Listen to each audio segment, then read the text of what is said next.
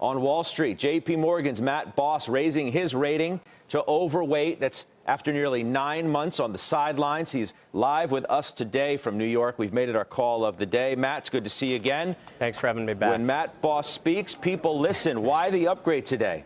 Look, we were at headquarters on Monday, and I think the tone has changed. The fire seems to be back.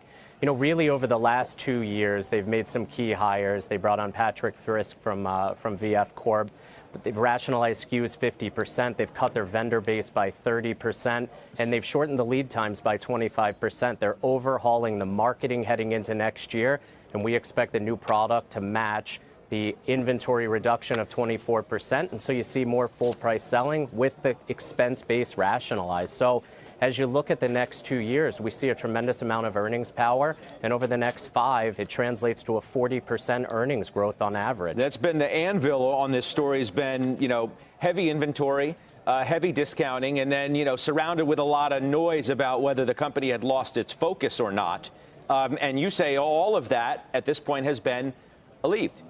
Look, I think there's a couple factors at play. You have a very strong underlying athletic marketplace. And so you have a $92 billion athletic-focused performer market, of which Under Armour today makes up only roughly 5%.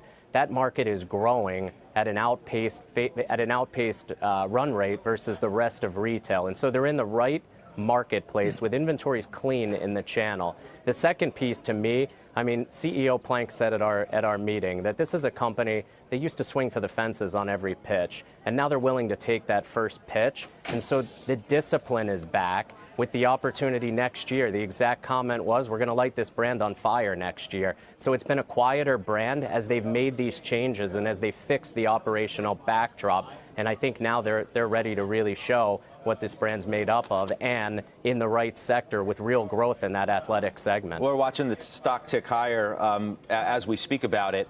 It's at the highs of the day right now. It's interesting, too, that the headline of your note makes a suggestion, unless I'm reading it wrong.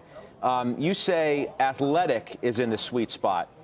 So are you saying that what had been a long trend of athleisure, and that hurt Under Armour? They seem to be unprepared for that in terms of a product, that now we're back to focusing on athletic, what's at the core of a Nike or an Under Armour, and they are well primed and positioned to succeed in that arena? I think it was a combination of macro and micro. So look, when Nike catches a cold, Under Armour is going to catch the flu. And Nike's inventories 2 years ago were not where they were today.